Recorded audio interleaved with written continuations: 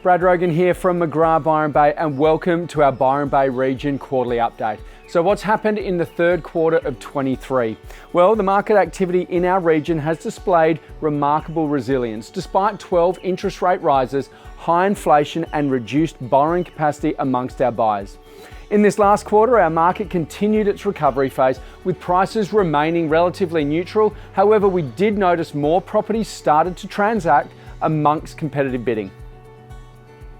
Buyer confidence has definitely increased with the recent holding cash rates. We have noticed an increase across all buyer metrics such as hits online, inquiries, open numbers, and even number of offers submitted in active campaigns.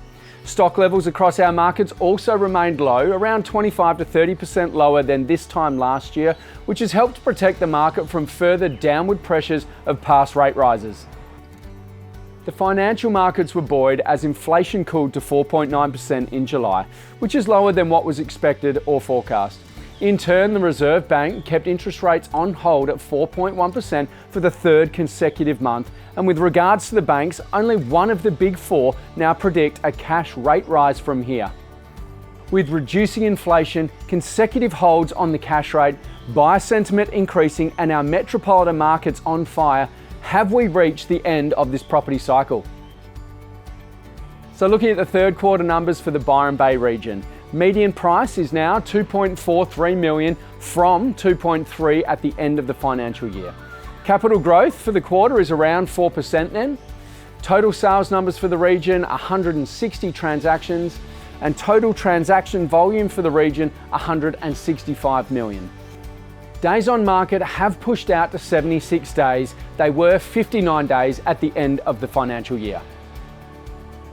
So what are the predictions for the final quarter of 23? It is likely our market will continue its recovery phase through the remainder of the year.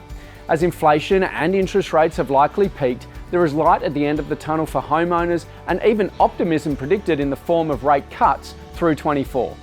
While for the buyers, this is likely the window of opportunity you have been waiting for. Stock levels are going to naturally increase over spring, giving you more choice prior to Christmas. It is likely that we are at the end of this property cycle, so the spring selling season is your last chance to consider purchasing before we enter a new property cycle at the start of 2024. So spring is shaping up to be a very active selling season, and my team has already started to launch some exciting new stock. So if you are considering a sale or just interested to know how the current or future property market impacts you, feel free to reach out. I'd love to help.